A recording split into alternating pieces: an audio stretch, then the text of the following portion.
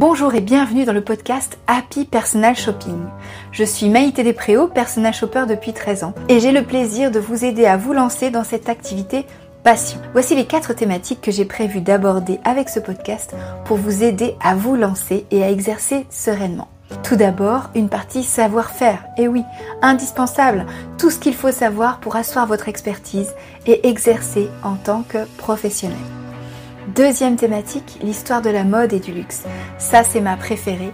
C'est une thématique qui va vous permettre d'élargir votre culture mode, qui me paraît indispensable pour appuyer le discours technique. Troisième partie, on parlera organisation. Je vous donnerai des astuces pour gagner du temps au quotidien et développer votre entreprise sereinement, tout en vous ménageant des temps personnels. La dernière thématique est dévolue aux inspirations. Tout ce qui va vous permettre de vous nourrir, de nourrir votre culture mode bien sûr, mais aussi votre créativité pour mieux accompagner les personnes qui vont vous faire confiance. Si ça vous plaît, alors je vous propose qu'on commence tout de suite avec l'épisode du jour. Bonjour, aujourd'hui je vous parle du carnet de style. Le carnet de style, c'est un outil qui me paraissait vraiment indispensable quand j'ai commencé mon activité. Parce que figurez-vous que pendant près de 9 mois, j'ai procrastiné. Parce que je ne pouvais pas développer mon activité parce que je n'avais pas de carnet de style. Donc autant vous dire que ça a été long. À l'époque, il n'y avait pas de Canva, il n'y avait que Photoshop. Et autant vous dire que pendant très longtemps, je me suis menti à moi-même en me disant que je ne pouvais pas commencer à avoir des clients tant que je n'avais pas cet outil-là. C'est bien évidemment faux.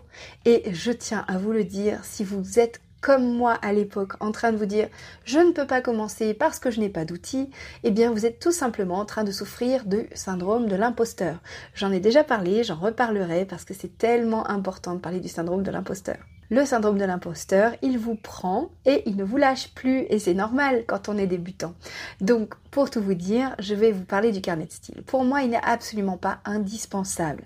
C'est un outil bonus, c'est quelque chose en plus.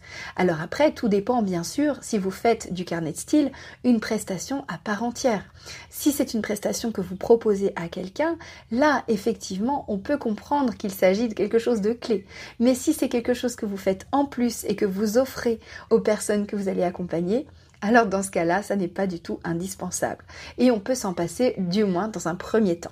Si toutefois, vous voulez vous lancer avec un carnet de style, je vous propose quelques éléments pour pouvoir le constituer.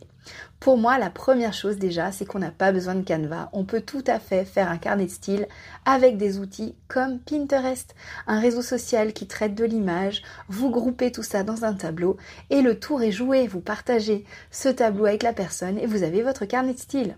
Si toutefois vous voulez intégrer des éléments supplémentaires, vous pouvez très bien le faire avec un traitement de texte, peu importe lequel. L'important, c'est que vous puissiez prendre des notes, on est d'accord. Et donc ça, vous le faites comme vous le souhaitez.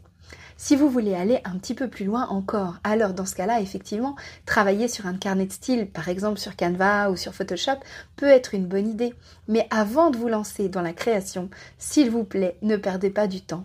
Faites d'abord un brouillon avec vos notes, avec tout simplement un papier et un crayon. Parce que ce qui compte, ce n'est pas le visuel, c'est le fond. Qu'est-ce que vous allez mettre dedans dans votre carnet de style? Comment vous l'imaginez? C'est ça la question que vous devez vous poser si vous voulez vraiment en créer un.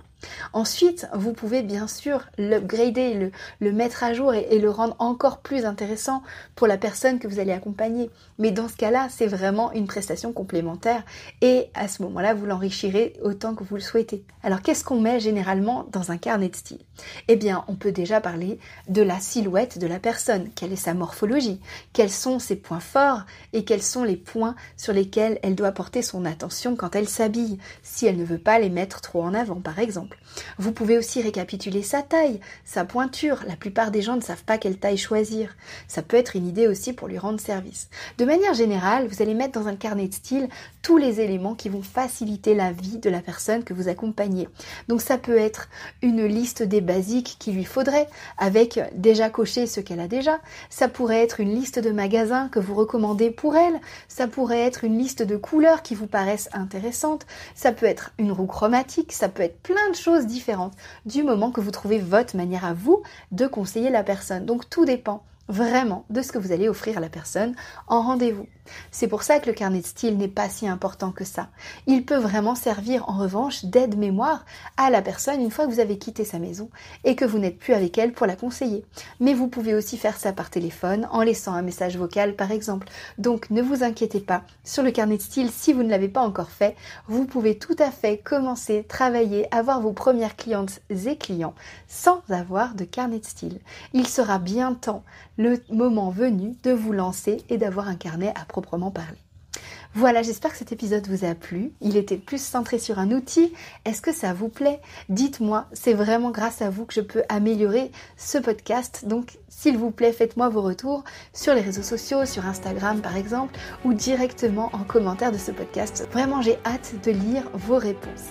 Merci encore pour votre fidélité. Je vous souhaite une très bonne semaine. Je vous dis à la semaine prochaine.